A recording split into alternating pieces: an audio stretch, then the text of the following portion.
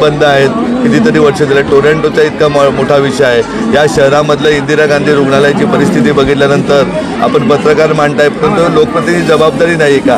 ज्या हॉस्पिटलमध्ये 15 लाख लोकसंख्येचा बळ आहे त्या हॉस्पिटलमध्ये साधा सर्जन नाही आहे, फिजिशियन नाही, पिडियाट्रिशियन नाही, गायनाईक नाही आहे। इतकंच नाही तर या शहरामध्ये एवढी बकाळ वस्ती झालेली, इथल्या रोजगाराबाबत काही नाही, इथल्या मुलांच्या शिक्षण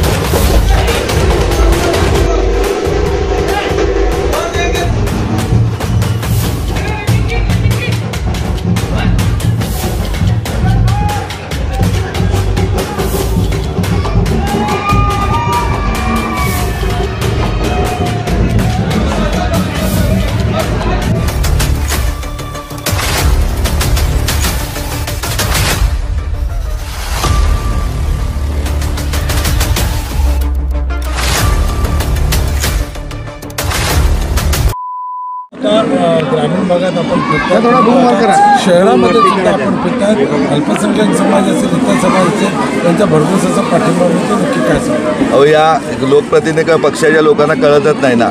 या भिवंडी शहरामध्ये 1 लाख लाभार्थी आमचे आहेत, 1 लाख कुटुंब लाभार्थी आहेत आणि आमचं कुटुंब आमच्याबरोबर। आमचा हेतू प्रामाणिकपणे आहे का इथल्या सर्व आमच्या बांधवांना, मग ते आगरी बांधव असतील, मुस्लिम बांधव असतील, दलित बांधव असतील, कुणबी कुठल्याही सर्व समाजाचे असतील, परप्रांतीय असतील, यांना यांच्या आरोग्याबाबत काय केलं आहे का, यांच्या मुलांच्या शिक्षणाबाबत केलं आहे का, महिलांच्या रोजगाराबाबत काय केलं आहे का, किंवा युवांच्या रोजगाराबद्दल कोणीतरी काय काम केले का? फक्त निवडणुका आल्या तर कोणीतरी महाविकास आघाडीच्या नावाने मत मागतो, कोणीतरी युतीच्या नावाने मत मागतो आणि इथल्या गरीब माणसाला तसं सोडून दिलं जातं। आज लूम्स बंद आहेत कितीतरी वर्ष झाले। टोरंटोचा इतका मोठा विषय आहे। या शहरामधलं इंदिरा गांधी रुग्णालयाची परिस्थिती बघितल्यानंतर आपण पत्रकार मांडताय, परंतु लोकप्रतिनिधी जबाबदारी नाही का? ज्या हॉस्पिटलमध्ये 15 लाख लोकसंख्येचा बळ आहे त्या हॉस्पिटलमध्ये साधा सर्जन नाही आहे, फिजिशियन नाही, पिडियाट्रिशियन नाही, गायनाईक नाही आहे। इतकंच नाही तर या शहरामध्ये एवढी बकाळ वस्ती झालेली, इथल्या रोजगाराबाबत काही नाही, इथल्या मुलांच्या शिक्षणाबद्दल अत्यंत दयनीय अवस्था आहे। या सगळ्या अवस्था बदलण्याबाबत गेली जिजाऊ 15 वर्ष काम करते। जाग्या जागावर मेडिकल कॅम्प घेऊन इथल्या रुग्णांना बरं करण्याचं काम करते। महिलांना सक्षम करण्याच्या नावाखाली mehndi classes, beauty parlour classes, जेवण बनवण्याचे क्लासेस, शिलाई मशीन क्लासेस, विविध प्रकारचा रोजगार उपलब्ध करून दिला। अगदी परप्रांतीय बांधवांप्रमाणे हातगाड्याही उपलब्ध करून दिलेले आहेत। त्याचबरोबर युवांना शिक्षणासाठी प्रत्येक शाळा कॉलेजमध्ये इयत्ता 8वी ते 12वीच्या विद्यार्थ्यांना करिअर गायडन्सचे कार्यक्रम केलेले आहेत। याच भिवंडीमधून शेकडो विद्यार्थी झडपूरला शिकून चांगल्या पदावर डॉक्टर झालेत, IIT इंजिनियर झालेत, VJTIला इंजिनियर झालेत।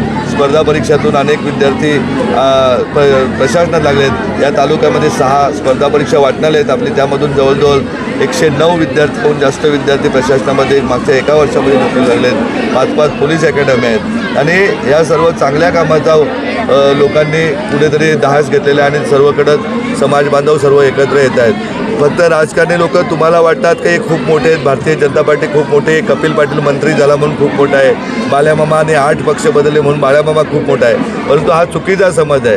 जे लोक आपल्या तालुक्याचे होत नाही, गावाचे होत नाही, समाजाचे होत नाही, ते कसले मोठे आलेत? कोणत्या पक्षाला वाटलं कपिल पाटील केंद्रीय मंत्री झाल्यानंतर त्यांनी इथे केंद्रीय विद्यालय आणायला पाहिजे होतं ना, केंद्रीय विद्यालय नवोदय आणायला पाहिजे होतं। केंद्राचे कुठकुठले रेल्वे स्टेशनची परिस्थिती जाऊन बघा भिवंडीची कशी आहे। भिवंडीवाल्यांना कल्याण स्टेशनवरती फक्त 5% कोटा मिळतो रिझर्वेशनचा।